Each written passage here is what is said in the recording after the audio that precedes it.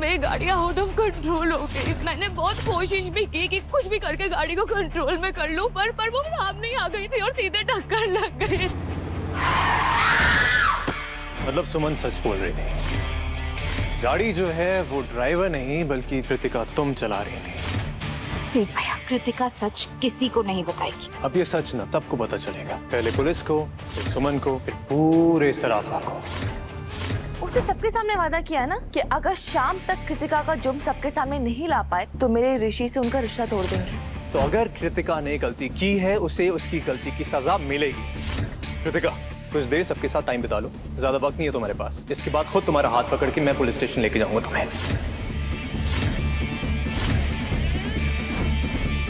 Ganpati Bappa Morya. Hello दोस्तों, आज मैं बात करने वाली हूँ सुमन इंदौरी सीरियल की, जहाँ पर हमें हाई वोल्टेज ड्रामा देखने को मिल रहा है। जी हाँ दोस्तों, आपको बता दूं कि इस बार कहानी में एक बेहद बड़ा मोड़ आने वाला है, जहाँ पर हम देखेंगे कि भाई इस बार सुमन के सामने कृतिका की सारी सच्चाई आ गई है। उसे पता चल चुका है कि उसकी माँ का एक्सीडेंट जिसने किया था वो ड्राइवर नहीं बल्कि कृतिका ही थी। जी हाँ, फिलहाल के लिए आपको कहानी में बता दूं कि हमने देखा था कि किस तरह से यहाँ पर सुमन की माँ जो है वो हॉस्पिटल में एडमिट होती है। उनकी हालत बेहद क्रिटिकल होती है, जिसकी वजह से उसे चाहते हुए भी पूर्णा बुआ से पैसे लेने होते हैं और इस बार पूर्णा बुआ ने उसे पैसे भी दे दिए इलाज के लिए, लेकिन इसके पीछे एक बेहद बड़ी साजिश छिपी हुई है। जी हाँ, आपको बता दूं कि इस बार पूर्णा बुआ ने हमारी सुमन से कॉन्ट्रैक्ट पेपर्स पर साइन करवा लिया है, वो भी बिना उसके मर्जी के। जी हाँ, यहाँ पर हम देखते हैं कि सुमन ने उस पेपर्स को पढ़ा तक नहीं और बिना पढ़े इस बार उसने उस पेपर्स को साइन कर दिया है। और इसी के साथ आपको बताते चले कि भाई पेपर्स पर कुछ ऐसा लिखा है जिसे पढ़ने के बाद सुमन की जिंदगी पूरी तरीके से तबाह हो जाएगी, लेकिन पेपर्स पर क्या लिखा है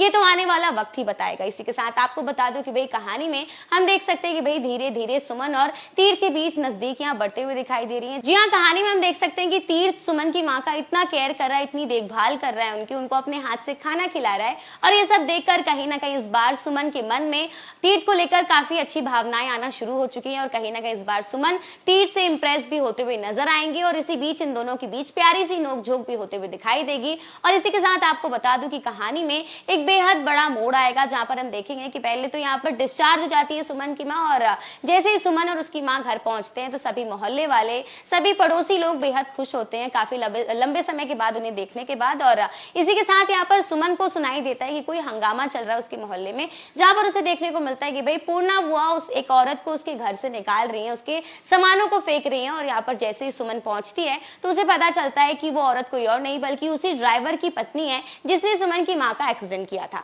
और इसी बीच आपको बता दूं कि सुमन जो है अभी पूर्णा बुआ को रोकने की पूरी कोशिश करेगी। और इसी के साथ यहाँ पर हम देखने वाले हैं कि वो औरत बताती है कि देविका ने उन्हें फोर्स किया था इस इल्जाम को अपने ऊपर लेने के लिए। और आने वाले एपिसोड में हमें देखने को मिलता है कि भाई किस तरह से इस बार सुमन और पूरे मोहल्ले वाले पहुंच चुके हैं तीर्थ के घर पर धरना प्रदर्शन करते हुए। और यहाँ पर आने वाले एपिसोड में हमें देखने को मिलेगा कि भाई किस तरह से हमारी सुमन अपनी माँ के लिए इंसाफ मांगने पहुंच गई है। और इसी के साथ इस बार सुमन ने कृतिका को एक थप्पड़ भी जड़ दिया है। तो आने वाले एपिसोड में ये देखना बेहद इंटरेस्टिंग होने वाला है कि क्या इस बार सुमन अपनी माँ को इंसाफ दिलवा पाएगी या नहीं। आपको क्या लगता है ये हमें कमेंट सेक्शन में जरूर बताएं।